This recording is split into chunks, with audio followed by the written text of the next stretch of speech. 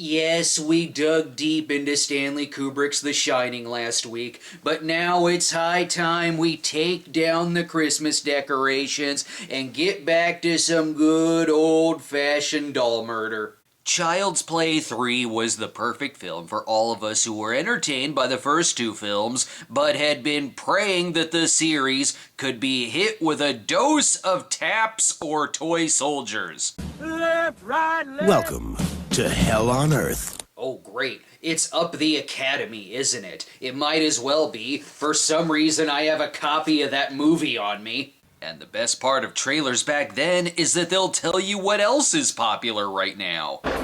Child's Play 3. Look who's stalking. Hey, do you like Look Who's Talking? Well, here's a film where a kid explodes after diving onto a live grenade. Maybe it does have a little something in common with Mikey. This film also took 9 months to be born. The studio demanded that Don Mancini begin writing the film before the second one was even released, and it had such quick pre-production to post-production that it was only released 9 months after the second film. Mancini originally wanted to introduce the concept of multiple Chuckies, which was deemed too expensive, but this would later be used in Cult of Chucky. The film is noteworthy for being the last in the series to use the title Child's Play until the remake. I better get to the movie because this is time that could be spent quickly writing a Child's Play 4. It's 8 years after the events of the second film, and they're just now cleaning up the good guy doll factory. Did they all just shut everything down and leave once Kyle and Andy left? Is that body still there? I'm sure you could reuse some of these parts. Look, Chucky's blood is all fresh and gooey. Well, it seems the good guy line is back as they immediately start making new dolls after they've barely begun cleaning up the 8-year-old cobwebs. This James Bond-style opening definitely means Child's Play 3 is in the continuity of Friday the 13th Part 6. This is more or less the alternate ending from the second film, except that made more sense since it was directly after the climax. Directing duties went to television director Jack Bender, who later went on to be a producer on Lost. I think this here is the only thing that didn't happen on Lost. What, don't you want to come back to life? Meanwhile, at the Good Guy Dolls Company, they're catching the audience up on Andy, Charles Lee Ray, and everything that this company should already know about. Interest has peaked for the good guys, which in the past outsold all of their other toys 2-to-1. So why did you get rid of it? Well, what if the doll somehow affects another child in a negative way?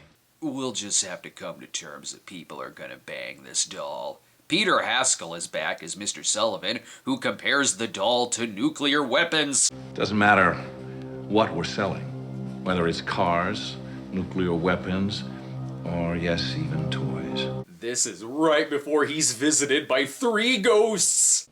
What exactly does that have to do with Scrooge? See, Child's Play 3 is a Christmas movie. And I think it's someone's birthday. Yep, he's gonna bang it. Why are they worried about this doll when they already sell realistic good guy machine guns? Time for Sullivan to fix himself a drink so he can have a nice, quiet evening with the toys.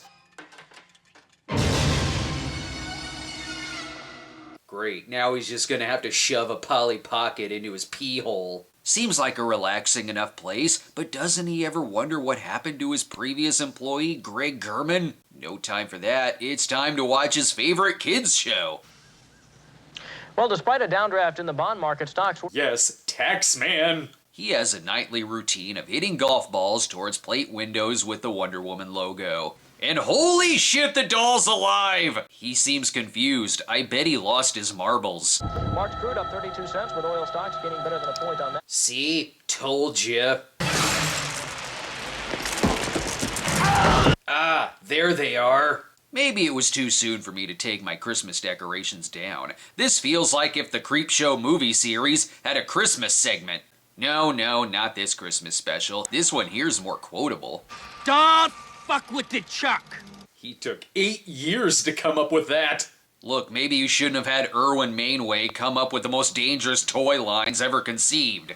Given how ridiculous his other toys are, I'm guessing that this yo-yo is made from straight-up piano wire. Now Chucky can have a nice stiff drink and do some research on the whereabouts of Andy. Unfortunately, the site comes with a pop-up ad, as Peacock TV has a hilariously placed commercial. Chucky found out where Andy is and bought insurance from Jake from State Farm. Andy is now a student at Kent Military School, which is like Faber College after they went through a strict rule change. Andy is now played by Justin Whalen, who may be safe from Chucky, but is certainly not safe from the serial mom. Dakin Matthews is going to shape up this school just like he did Chilton. Here he plays Colonel Cochran. Good one, movie. You almost had a Colonel Cochran crossover. Why not? That's pretty much who this guy was. Good lord, it was hard holding off the Colonel Cochran reference during this sequence. Anyway, Kent is going to turn its boys into men.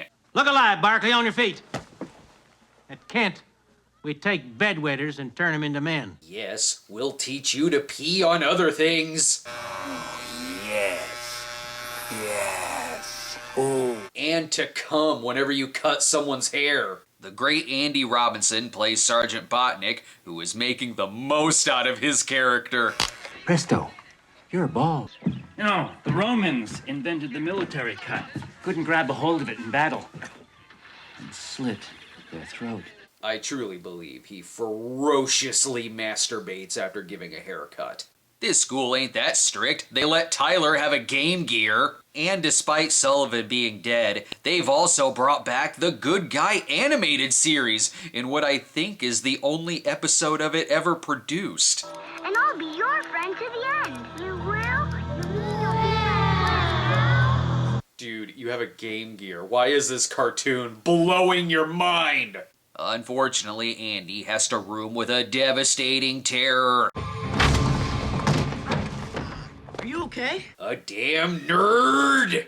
This is Harold Whitehurst, who often gets picked on by the evil Shelton. Who is this Shelton? That's Lieutenant Colonel Shelton to you, asshole. Oh, sorry, Lieutenant Colonel Niedermeyer. Forget Andy, he's got nerds! You asshole. God damn it, now a hot girl is talking back! You're all breaking my concentration! De Silva is played by Perry Reeves, and just what kind of military school is this? What are the 8-year-olds doing there? Is this the whole school? And I sense a love interest.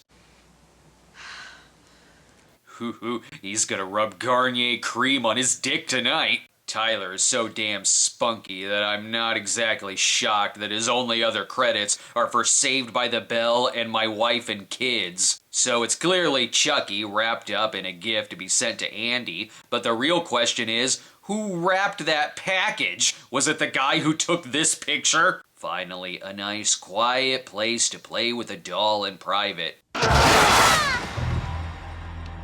Who the fuck are you? I am a kid who is too old to be playing with this doll. Chucky realizes, though, that since he's in a new body, he can tell someone else his secret. So maybe think about it a little longer before you tell the first person you see. Hell, just try taking over Andy again. At least you could probably make him shoot better. And he could get so laid. This school makes everything hot, including rifle training. Squeeze the trigger, don't pull it. That wasn't the sound of the gun going off. As for Tyler, who thinks Chucky is simply a new and improved doll... Couldn't we just play hide and seek? Okay, maybe he is dumb enough to still be playing with this doll. Yes, I did. Charles, stop swearing. I think I know why this movie contains Tyler's only appearance. This movie still goes by the strict rule of Chucky always being interrupted before he can transfer his soul. And the rule of if you use enough slow motion, you could probably bring this movie to 90 minutes. No time for killer dolls now. You gotta learn the school motto. This is my rifle. This is my gun. This is for shooting. And this is for fun. Way to rip off the Boy Scouts. We interrupt this public affairs program to bring you a football game. Do I look like a sports guy to you? Go back to Child's Play 3. Chucky has many different personalities and reactions, but this contains my favorite kind of Chucky. The scared, pissed Chucky. Oh, you remember the scared, pissed Chucky from the last one, too. Don't worry, this guy will save whoever's in the truck. Sure, Chucky could keep a low profile, but this movie still needs a body count. It helps that the garbage truck is also a medieval torture chamber. That's on you, dumbass! Yeah, sure, they come across the dead garbage man, but just a normal night at Kent, back to polishing shoes. I love that Chucky still wants to mess with Andy, because why not? He's already there. No, you're dead! We killed you! Like that stopped him before. It makes sense now that Andy is the only one in the school not masturbating to dolls. And Chucky has to tell him the good news. Just think, Chucky's gonna be a bro. Apparently that line caused enough outrage that the line was removed in certain versions. What? The serial killer doll isn't PC? Oh, perish the thought! What a terrible role model! Everyone keeps taking this doll. Why are they so obsessed with it? When the commercials are telling me you could buy more important things, like a car. This is like a game of capture the flag, only instead you have to sneak around and steal a killer doll. And if you get caught, it's your ass, as everyone will be punished. You've always told me how important it is to uphold the school's code of honor. I'm simply trying to impress that upon the men, sir. He probably didn't think it was gonna be about a doll. Boy, is Andy popular now. You're dead, new boy. My, how they've forgotten the tragedy of their former classmate, Gomer Pyle. Chucky is having a much more annoying night looking for Tyler. Come and find me. Damn it. You know, maybe Chucky's better off being a doll. He doesn't need Andy's help. Tyler will just annoy him to death. Whitehurst, where do the kids sleep? Above the portico. Why? Come on, move! Berkeley! You probably should have answered that question. Look, they're gonna be playing for a while. I might as well take a commercial break myself. Listen to Remco's Baby Laugh a Lot.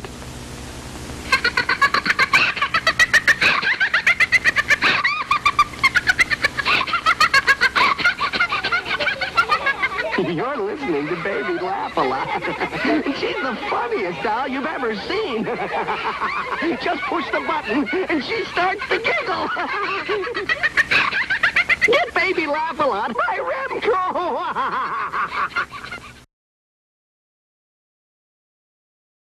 Welcome back. Does Andy save Tyler? Nope, cause Nodemeyer can teleport like he's a killer. Christ, this kid doesn't need military school. He needs 50 push-ups and 50 Ritalin. Get out here, you little son of a bitch! And Chucky needs a stiff drink and a Valium. I guess it's wildly easy to sneak around in this school. The girls are back from the best Corey Hart concert of the year. They didn't go home with anybody, but they found Chucky, who's their hottest date in years. There's a new game they're playing. Let's piss off Chucky some more. Wait, stop. Here you go, little baby. Come on. You're messing him up. Could be worse. He could be found by the students who like shoving dog turds into their toys. Despite the problems the movie has, Chucky is still funny in it. This means war. Yeah, he's gonna shove nasal spray into their brain. He better hide. Cochran is also sneaking back into the school after getting backstage passes to the Corey Hart concert. This leads to something I've always wanted to see in a slasher film.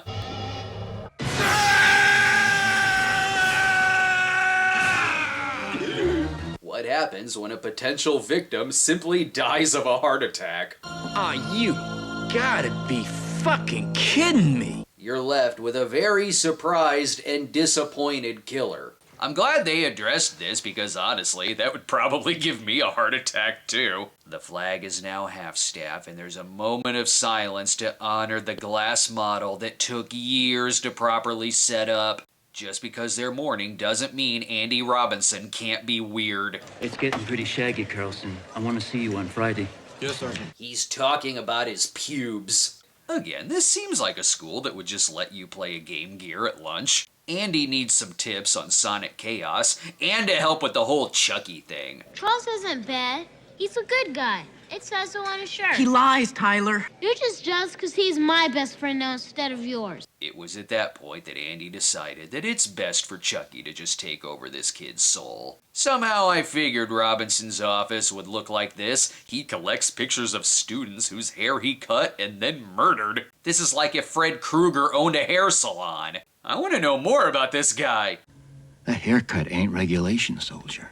What? He's gonna cut the doll's hair? Why? Oh, so Chucky can kill someone else. Presto. You're dead. And so he can say another one-liner. It's definitely you. Check that, 2 one-liners. He needs to make up for the fact that Robinson is unable to say Jesus wept at the moment. We are over halfway through, but we still need a much bigger body count. That's why they're now playing their annual paintball war game. They really are playing Capture the Flag. You sure you don't want to just use the doll instead? Look, he's getting ready for one of the best sequences in the entire franchise, replacing the red team's paintballs with real bullets. It's gonna hurt extra hard when he goes the full exterminator and puts mercury poison in them. What a full couple of days it's been for these students. These Vietnam reenactors have successfully taken over the Civil War camp. Perfect time for ghost stories. And suddenly she thinks, I haven't checked on the children. Way to spoil when a stranger calls to the whole squad. I really wish De Silva came back into the series like Kyle in the last one. She's one of the most underrated characters. And since this has all just been people interrupting Chucky, maybe now is his chance to cockblock. Man, I really gotta get out of this body. Oh, you'll get laid in the next one. Anyway, back to rescuing Tyler. Come on, Andy is the first person in the school to kiss a girl. Gloat about that. In the past, they just stick their tongue into a ball of hair coated in margarine. Unfortunately, Tyler's gonna be hard to find. He's playing hide and seek with a squirrel and being annoying. You're a fucking drag, you know that? Watch your mouth, Charles. Thank you, Child's Play 3, for finally letting us root for the doll. Now's the time to learn hostage negotiation. Chucky's got De Silva, and now the blue team has Tyler. The hell, that's hardly a fair trade. Maybe they can make it fair. Chucky gives back De Silva, and Andy gives him Tyler and a super rare copy of Power Drive for the Game Gear. So this must be where Niedermeyer was killed by his own men. Hi, soldier. It was then he wished he used a condom. And now Chucky paints his masterpiece as he cackles like the Joker when they begin shooting at them with real bullets. As if this set piece wasn't enough, I'm sure a live grenade will be icing on the cake.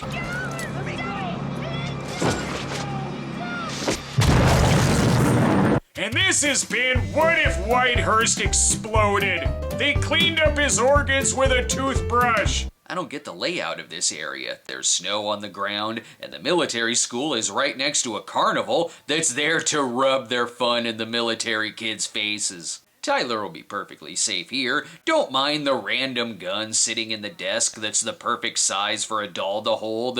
Look what I found. Yeah, like that one. The climax here goes along with Child's Play 2 in that they both have memorable finales, from Child's Play 2's ridiculously dangerous toy factory to Child's Play 3's Carnival of Horrors, featuring a haunted house that's a lawsuit waiting to happen. Outside, it's the size of a studio apartment, but inside, it's Disney's Haunted Mansion. This is as perfect spot as any for a horror movie set piece. And then Tyler dies of a heart attack from the Halloween decorations. This movie needed a lot more of a shootout inside of a haunted house. How many rooms does this thing have? This is larger than the carnival itself. And do the customers have to sign a waiver before entering? You know, on the count of the real blade being used. I know what company made this. More local carnivals need to be designed with the same amount of detail Molaram puts into a human sacrifice. Is there anything here that won't kill you? Nope, everything will kill you. This is ending like a Nickelodeon game show in hell, where you could fall into slime or a deadly freaking fan.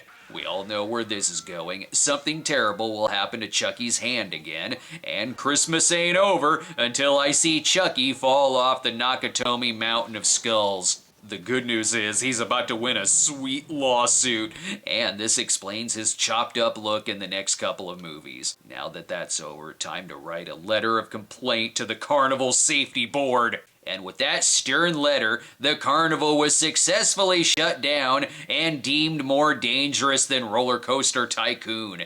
The end. Well, you can certainly tell that didn't take very long to write. Mancini said he had such little passion in it that he called it his least favorite of the franchise, and Brad Dourif also called it his least favorite too. It wasn't a super hit at the box office, which led to there being 7 years between this film and the next film, Bride of Chucky. But, I don't know, for a film where the writer said he was out of ideas, I thought it had some ideas. The Carnival climax is inspired, the one-liners are still memorable to this day, the death scenes are funny, and one of them is one of the best of the series. It's got a supporting cast that definitely stands out as well, but yeah, Tyler is really annoying, but they do make up for it by having Chucky constantly get frustrated with him, like a serial killer being partnered with a character you'd see on a TGIF sitcom. What a weird combination! Perry Reeves is very likable, and Justin Whalen is totally believable as a 16-year-old Andy Barkley. And come on, Andy Robinson as a crazed barber like something out of Wet Hot American Summer? This movie ain't that bad. Now let's see if we can get Chucky to take over the school from King Frat. Yes, I know I mentioned that movie a lot. That's because after all this time, I still have that damn theme song stuck in my head. Seriously! It couldn't possibly get any worse. Wrong again, wimp. Everybody come join the party.